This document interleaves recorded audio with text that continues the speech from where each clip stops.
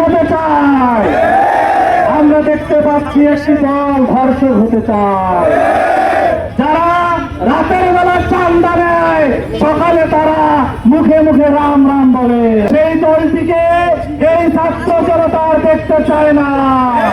শিবিরের গলায় আঘাত করে শিবিরকে দমিয়ে রাখতে চায়, শিবিরের বুকে গুলি করে শিবিরকে দমিয়ে রাখতে চায়। সেই সমস্ত টোকাই ছাত্র দলকে বলতে চাই, ছাত্র শিবিরের গলায় আঘাত করে ছাত্র শিবিরকে দমিয়ে রাখা যায় না।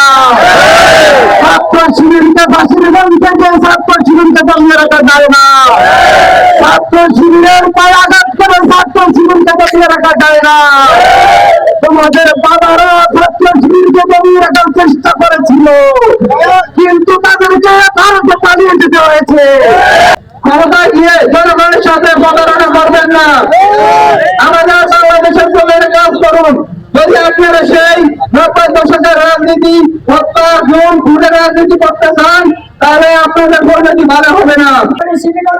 শিক্ষক ছাত্র শিবিরের উপর ছাত্র দলের বর্বর আক্রমণের প্রতিবাদে ঢাকা তেজগাঁও কলেজের সাকিবুল হাসান রানার হত্যাকাণ্ডের জড়িতের প্রতিবাদে বিক্ষোভ মিছিলে যে দলের ছাত্র দলের সেক্রেটারি সাধারণ সম্পাদক নাসির বলেছিল, আওয়ামী লীগের ফেসিবাদের কারণে আমরা 17 বছর কমিটি দিতে পারিনি। যে দল ফেসিবাদের সময় 100 জনের মিছিল করতে পারে না, তারা আজকে 3000 নিয়ে মিছিল দেয়, বোঝা যায় তারাই গুপ্ত।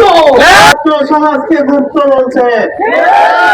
সুতরাং আপনাদেরকে হুঁশিয়ার করে দিতে চাই, আমরা এই দেশের প্রতিকূল পরিবেশে কখনো এই দেশ থেকে যাই নাই।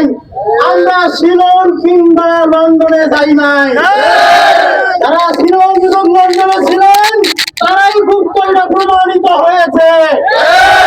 সুতরাং যারা আমাদেরকে গুপ্ত বলতে আসবেন, তার দাঁত ভাঙে জবাব পাবে। মানুষের ব্যক্তি স্বাধীনতায় হাত দিবেন না।